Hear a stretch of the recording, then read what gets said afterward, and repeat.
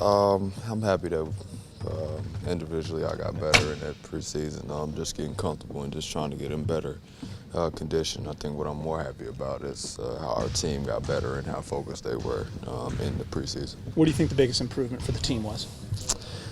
The biggest improvement was on the defensive end, defensive rebound the basketball, trying to stay connected in spurts on the defensive end individually and helping each other. How different will it be this time around going into your third season for opening night than maybe the last two? More of a focus, more responsibility. I think just trying to go in and be consistent on a daily basis and just locking more into the game plan. I think now that we played those guys a couple of times, you kind of get a feel for them. You've had some battles up there in Portland. What's so hard about playing there?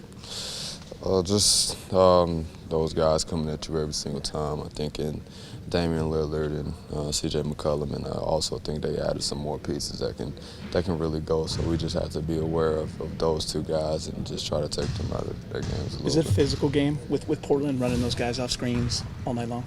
I think it's a physical game anyway. I think it's important for us to make those guys play defense as much as they're playing offense, just to try to take the burden off, try to get our guys to hit them a little bit so they can have a little bit of their legs in the fourth quarter. Do you see Luke's demeanor sort of with the players changing at all this year from last year? You got more vets, you got different players. Has he changed that much? I don't think it's much of a change. I think it's a better connection with our guys. Just trying to figure out what each other want on the basketball floor, whether it's what guys does well on the floor to put them in the right position. Just a better connection where we communicate better. Hey, Brandon, there's been a lot of talk for the last few years since you got here about the culture of this team and kind of what Luke brought to the culture. How has LeBron either integrated with that culture, or does his presence change the culture in some way? I think his presence fits right in with our culture. Just having a voice to speak over everyone, even the coaches. And I think Luke emulated that as soon as he got here, just trying to let everyone have a voice and try to get opinions from different people.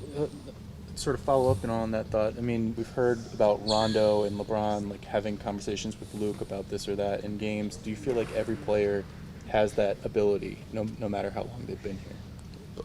I think so. I mean, you can't. Let me take that back.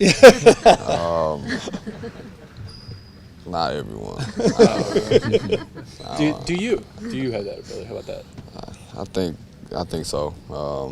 Just from the little years that I've been here, just sharing some knowledge that I have.